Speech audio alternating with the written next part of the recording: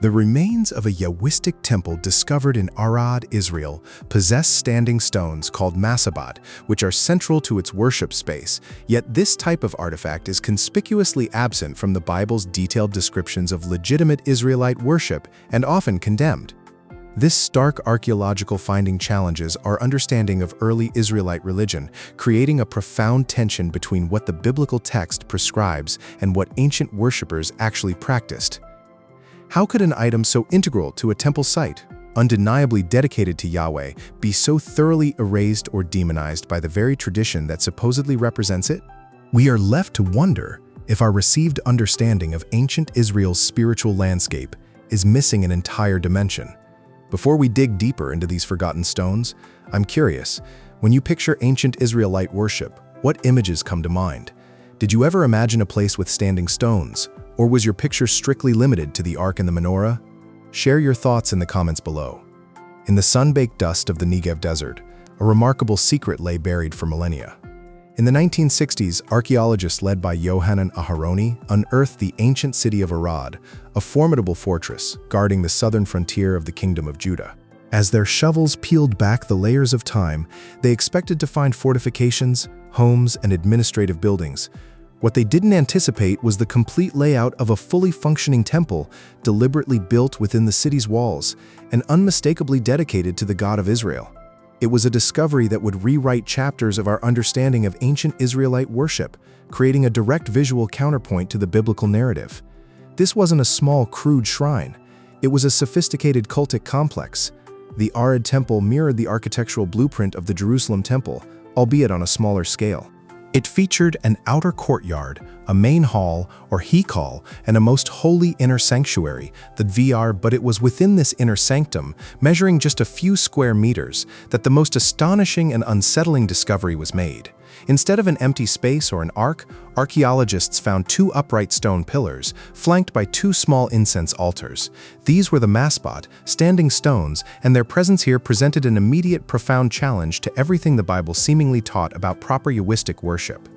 The term Massebot, meaning standing stone or pillar in Hebrew, appears frequently in the biblical text, and its meaning shifts dramatically depending on the era of the writing. In the earliest narratives, these stones are often set up by patriarchs like Abraham and Jacob, seemingly as memorials or as sites of covenant. Jacob, after his dream at Bethel, famously takes the stone he used as a pillow, sets it up as a Massebot, and pours oil on it, sanctifying the place. It's an act of worship, of marking a sacred space, with no apparent negative connotation. But by the time we reach the later books, particularly Deuteronomy and the prophetic writings, the tone has entirely changed. By the time of the Deuteronomic reforms, and certainly by the era of the prophets, the Massebot had become an abomination. Deuteronomy 16-22 explicitly commands, "You shall not set up a Massebot, which the Lord your God hates." Prophets like Hosea and Isaiah decry them, associating them with foreign Canaanite religious practices. The narrative shifts from Jacob's sacred pillar to idolatrous objects to be smashed and burned. This powerful theological condemnation means that in the official, edited version of Israel's religious history, there could be no legitimate Yahwistic Massebot. Yet here they were, undeniably present in the holiest part of a Yahwistic temple. So how do we reconcile this? The archaeological dating of the Arad temple is crucial. Through pottery analysis and stratigraphic layers, archaeologists determined that the temple at Arad was in continuous use throughout the Iron Age too, from the 9th century BCE well into the 8th and early 7th centuries BCE. This means it was contemporary with the first temple in Jerusalem. This wasn't some isolated, primitive cult from a forgotten age. This was a vibrant, functioning Yahwistic place of worship, existing concurrently with the Grand Temple in Jerusalem, and likely serving a significant segment of the population of Judah. How could such a prominent, legitimate temple feature artifacts that the Bible would later, or even contemporaneously, vehemently condemn? What, then, was the function of these Massebot at Arad? Scholars have offered various interpretations, none without debate. Some suggest they were aniconic representations of the divine, standing in place of a graven image, a way to mark the divine presence without depicting it.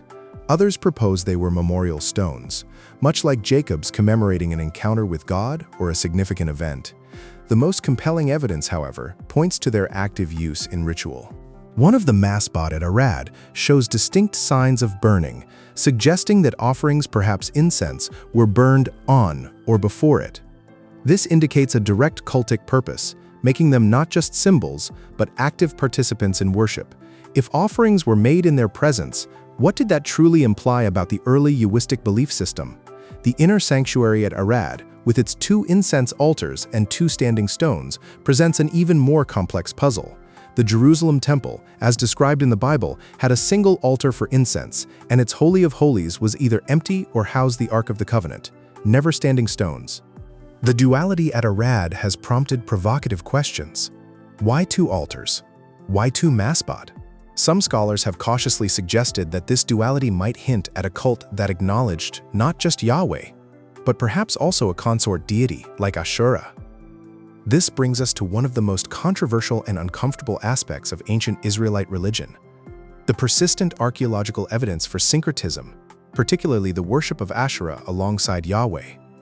The Bible unequivocally condemns Asherah as a Canaanite goddess, a grave sin to be rooted out. Yet, countless figurines and inscriptions found across Judah and Israel, dating to the same period as the Arad temple, depict Asherah or make reference to Yahweh and his Asherah. While the 2 Massebot at Arad don't explicitly name Asherah, their paired presence in the holiest space has led some to question if they represented Yahweh and his divine companion, or perhaps 2 aspects of Yahweh himself. The textual condemnation of Asherah is clear, but the archaeological record whispers a different, more complicated story of popular religious practice. If such syncretic worship was indeed present even in a formal Yahwistic temple, why would the biblical narrative suppress its very existence so completely? The history of the Arad temple itself offers a powerful clue to this suppression. At some point in the early 7th century BCE, the temple was deliberately and systematically dismantled. The altars were toppled, and the Massebot were carefully laid down and covered with earth. This wasn't destruction by an invading army, it was an internal, ritualistic closing. This act of iconoclasm strongly aligns with the religious reforms attributed to King Hezekiah and later, more comprehensively, to King Josiah, who sought to centralize all Yahwistic worship in Jerusalem and eradicate local cults and nonconformist practices. The methodical burial of the Arad Massebot ensured they would no longer be seen or worshipped. What was lost when these diverse local cults, with their unique ritual objects and practices, were suppressed in favor of a singular, centralized Jerusalem-centric orthodoxy? This deliberate dismantling, followed by a profound silence in the biblical text about such legitimate local temples and their specific artifacts, speaks volumes about the process of biblical compilation and editing. The Deuteronomistic history, which encompasses much of the historical books from Deuteronomy through Kings, has a clear theological agenda to portray a pure, monotheistic Yahwism centered exclusively in Jerusalem. Any deviation from this ideal, any practice that contradicted it, was either condemned as idolatry or simply omitted from the narrative. The Massebot of Arad, once sacred, became inconvenient truths erased from the official memory to craft a cleaner, more coherent theological story.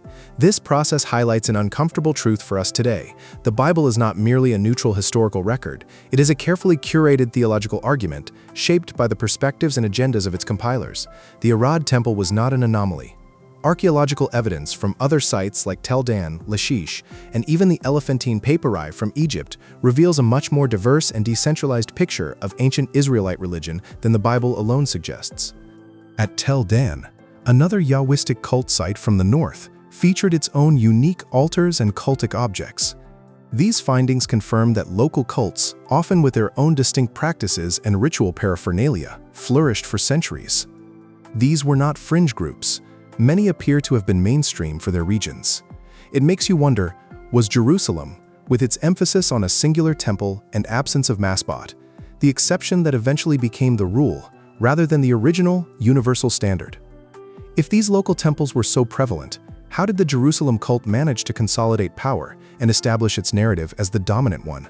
The drive towards religious centralization in Jerusalem was not purely spiritual.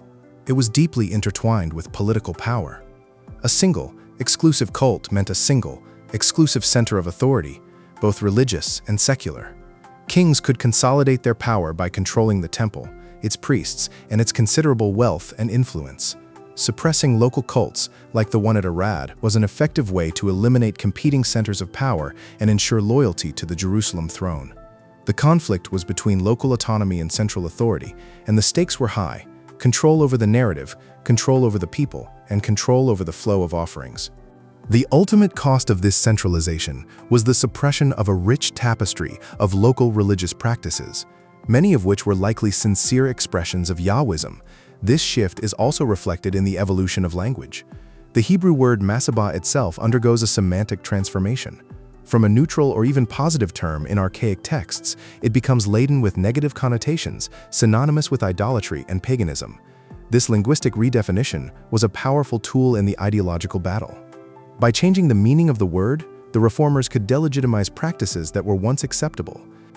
It is a stark reminder that language is not merely a descriptive tool, but often a prescriptive one, shaping how we perceive and categorize the world and indeed, the past. Can we ever truly recover the original meaning and context of these terms, or are we forever looking through the lens of later theological reinterpretations? This is precisely where archaeology becomes indispensable. It allows us to go beyond the curated narratives of ancient texts and glimpse the messy, complex reality of human history. The Bible tells us a profound story, a story of theological development and divine interaction, but it is ultimately a story, not the entirety of ancient Israel's experience. Archaeological discoveries like the Arad temple and its Massebot fill in the silent gaps, offering tangible evidence of what was practiced, believed, and eventually suppressed. It forces us to embrace a richer, more nuanced, and sometimes more uncomfortable vision of our past, challenging simplistic understandings and inviting deeper inquiry. What implications does this have for how we read all ancient texts, recognizing their inherent biases and agendas? Essa é a implicação mais profunda. Somos forçados a reconhecer que os textos sagrados, mesmo que forma uma espinha dorsal de fé sentidas, são produtos de seu tempo, sujeitos a curadoria, edição e sim e agendas. A visão de uma história religiosa monolítica de Israel começa a desmoronar, sob o peso das pedras de Arad. Pensa na Massebot que Jacó ergueu em Betel, depois de seu sonho com a escada para o céu, descrita como monumento sagrado, ungida com óleo. Em Gênesis, essa pedra não é ídolo, é ponte de contato com o divino, memorial de encontro sagrado. Não há vestígio de condenação. Mas séculos depois, profetas como Oséias e Isaías clamam contra essas mesmas colunas de pedra, associando-as à abominação e à adoração a Baal. O que mudou não foi a pedra, foi a teologia e a política. À medida que o culto se centralizava em Jerusalém, sob reis como Ezequias e Josias, qualquer prática religiosa fora do templo oficial era vista como uma ameaça. A eliminação das Massebot e dos lugares altos, o que a Bíblia chama de Bamot, tornou-se uma política de Estado e uma cruzada religiosa. O templo de Arad, com suas Massebot, não desapareceu por acidente. Ele foi ritualmente desativado e coberto em algum momento do final do século VIII ao início do século VII, precisamente o período em que as reformas monoteístas estavam ganhando força em Judá. Não foi terremoto que o destruiu, mas uma decisão deliberada. Isso significa que, por gerações, pessoas piedosas adoraram ali, erguendo suas orações e ofertas diante dessas pedras, em uma prática que mais tarde seria veementemente denunciada pela mesma tradição que preservaríamos. Essa desativação de Arad e a redefinição linguística da própria palavra apresentbas Massebot revela o poder da ideologia dominante de reescrever a história e a memória. Ela não apenas silenciava as práticas concorrentes, mas também as demonizava, transformando o que antes era aceitável em anátema. É processo que ressoa através da história humana. O grupo dominante reinterpreta o passado para justificar o presente. Para nós, nos séculos subsequentes, isso nos obriga a uma leitura mais atenta, mais crítica, do próprio texto bíblico. Devemos perguntar, de quem é a voz que ouvimos? Quais experiências foram suprimidas ou recontextualizadas para se encaixar numa narrativa teológica particular? O silêncio sobre as Massebot no templo de Arad, na Bíblia, não é apenas uma missão, é uma janela para a complexa evolução da religião de Israel. Suggere que a história que temos no cânon é, em muitos aspectos, o resultado final de séculos de debate, conflito e reforma. Não é um retreat, não é um retreat, não.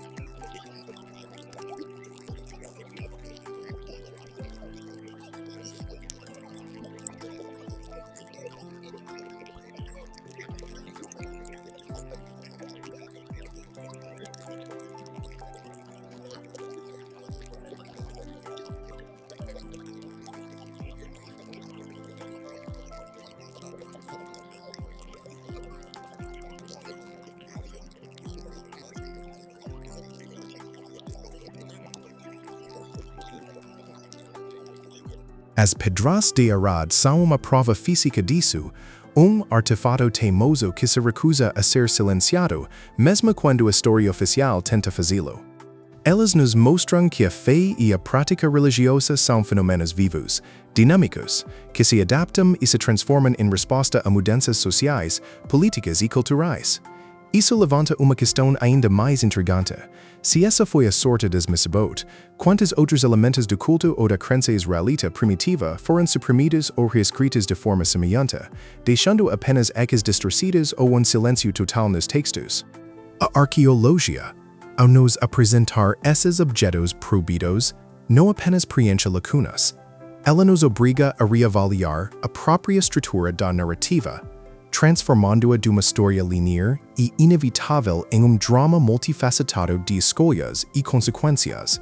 E ao fazê-lo, ela nos oferece uma compreensão muito mais rica e, paradoxalmente, mais humana da religião antiga, o que isso significa para nossa própria compreensão da tradição e do progresso, e como discernimos a verdade em meio a narrativas que foram moldadas pelo tempo e pela intenção?